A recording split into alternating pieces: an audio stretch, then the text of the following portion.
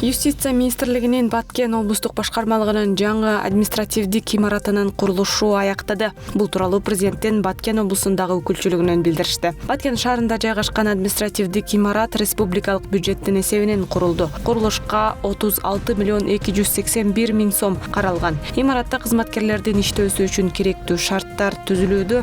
Жаңы имарат 31 август эгемендүүлүк күнүнө карата пайдаланууга берилүүсү күтүлүүдө.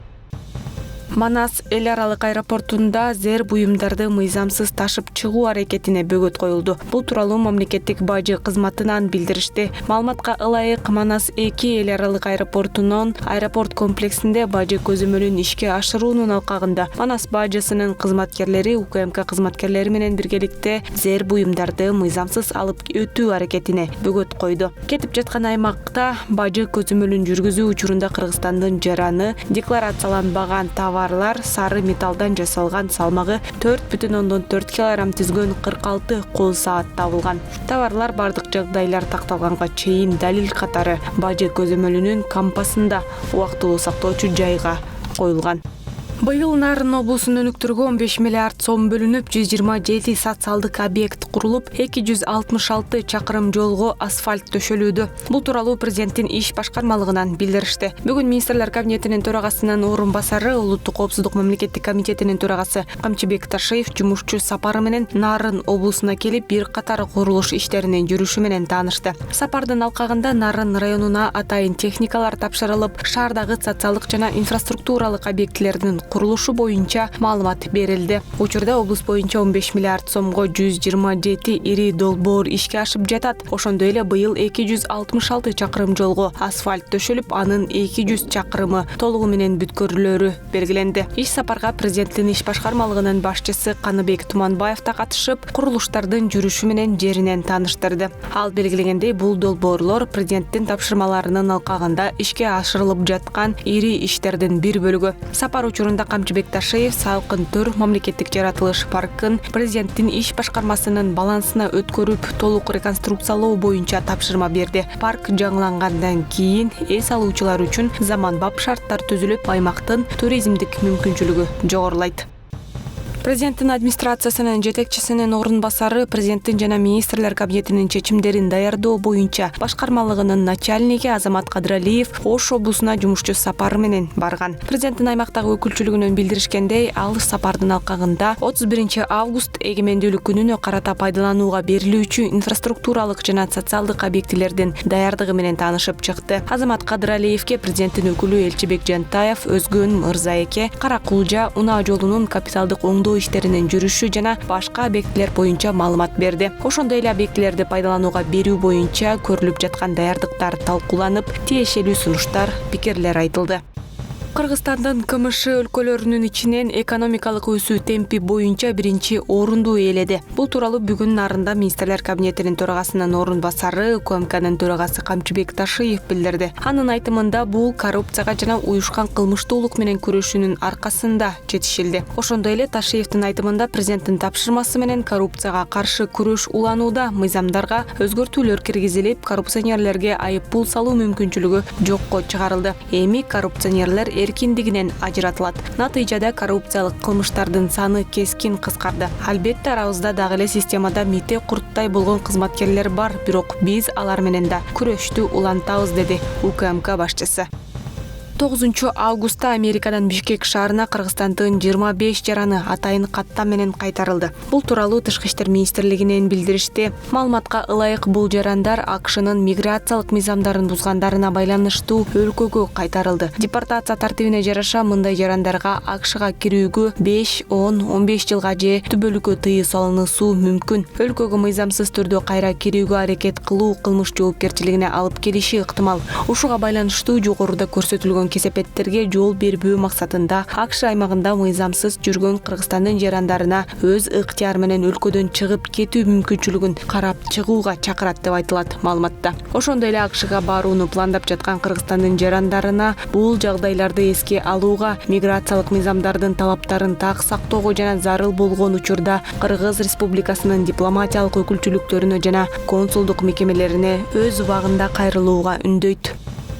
Жакында мектепке каттала элек балдар үчүн 1-2 класстарга кошумча орундар ачылат. Бул тууралуу Агартуу министрлигинен билдиришти. Маалыматка ылайык, бул бүгүнкү күндө бир дагы мектепте катталбаган балдарды 1-2 класстарга киргизүү мүмкүнчүлүгүн камсыз кылат. Белгилегендей, кошумча кабыл алуу 13 августта саат 9:00 башталат жана 8 августка карата бир дагы мектепке катталбаган балдар үчүн гана жеткиликтүү болот. Балдары мектепке катталган системасынын колдонуучулары үчүн жазууну жокко чыгаруу функциясы жеткиликсиз болот. Ата-энелер жана мыйзамдуу өкүлдөр баласынын туулгандыгы тууралуу күбөлүгү түндүк тиркемесиндеги санариптик документтер бөлүмүндө чагылдырылгандыгын алдын ала текшерип, баланы мектепке электрондук каттоо кызматы аркылуу түндүк М-банк жана Мой-О банк же мектеп Эдуков КЖ порталынан катташы керек. Министрлик балдарды мектепке электрондук каттоонун экинчи этабы 15 августта аяктай турганын эскертет. Террористы предприняли массированную атаку на села. Өлкө эгемендүүлүк алган жылдардан тартып мамлекеттин бүтүндүгү үчүн чек араны коргоп, ал тургай өзүнүн жанын берген эр азаматтарыбызды сыймыктануу менен эскерип келебиз. Мына бүгүн тагыраагы 11 августта 1999-2000 жылдары өлкөбүздүн түштүгүнө куралчан топторду басып кирүүсүнө каршы туруп, мекен үчүн жанын аябай күрөшкөн Баткен согушунун ардагерлери чогулуп көзөтүп кеткен жоокерлерди эскеришти. Ошондо биздин ушу Кой таш бригадасынан 20-га жакын балдарыбыз каза болуп калган, курман болуп калган да. Ошолордун баатырча ошо өмүрүн, өзүнүн жанын ата мекеним, жерим, элим деп берген баатырларды эч качан унутууга биз орусча айтмакчы не имеем права. Баатырларча курман болгон жоокерлерибизди, жолдошторубузду эстеп Куран окуталы деп келдик. Алар биздин эсибизден эч качан чыкпайт. Мен бүгүнкү иш-чараларды дайыма мындан арта өтүп турат деп ишенем. Ушул кандуу кагылышта бул жол менен 6000ге чукул жоокер тартылып, алардын ичинен 50дөн ашууну курман болсо, ондогон мекен сакчылары оор жаракат алышкан. Согуш талаасында өз жанын аябай кызмат өтөгөн жоокерлер ошол убакты көзгө жаш алуу менен эскерип келишет. Бир жекеси сыймыктанабыз, бир жекеси эстегенде ыйлаң элет да. Ошондо оор күндөр болгон, баягы машуу аябай катуу болгон, баягы айтып коет го, машуу канча оор болсо согушта жеңил болот дегендейчи. Оор күндөрдү көрдүк. Ошондо даже ошо Кыргызстандын өзүнчө мындай чыккан формасы жок эле. Биздин батальонубуз ошол приказ менен РПДга чыкканбыз. 16 адам РПДга Перевал, Туро, Бустос, Рама 3 перевалды кайтарганбыз. Перевал, Туро, Бустос 16 адам, ошондой эле 11 адам экинчи группа болуп РПДга кеткен эле. Ошол кокусунан Курчоого түшкеле ошо каза болуп калышты, биздин ата мекенди коргоп. Ошол убактагы каза болгон куралдаш достордун ата-энелерине бардыгына таазим, ушундай баатырларды чоңойтуп, ушул кыргыз эли үчүн ушундай жанын берген жоокерлердин ата-энесине таазим. Ардагерлер жарыкчылыктан өтүп кеткен куралчан досторуна жыл сайын Куран түшүрүү милдет экенин айтышат. Анткени ошол жылдардагы оор учур, өлүм менен өмүрдүн ортосундагы көз ирмемдер булардын эч качан эсинен кетпейт. Ошого жараша алардын эрдиктери мамлекет тарабынан жетиштүү бааланбай жатканын айтып келишет. Бизге эч кандай жардам жок да, чындыгында. Каралбай алган, анан урматтуу Садыр Жапаров, Камчы Кыдыршаевичке карайт элем ушу карап неме болсоңуздар. Ошо кайрылым статус берип, биздин аркабыз 46-га чыгып калдык, алдыбыз 70-80ге келип калдык. Ошол эле курман болгон досторубуздун көпчүлүгү Сапатери кормилца 1000 сомдон алышат. Ал боюнча дагы көптөгөн жерлерге кат жазып, немеге өкмөткө кат жазганбыз.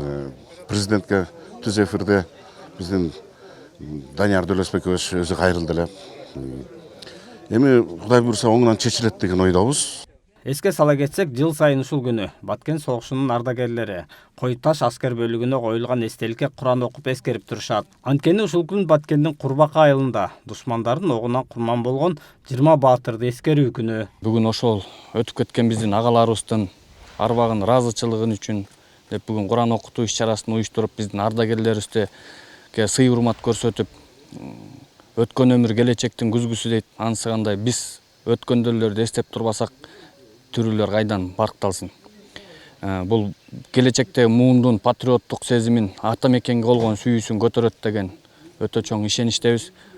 Бул иш-чараны ушу тарбия багытында биздин ардагерлер сый урмат көрсөтүү максатында бүгүн уюштурдук.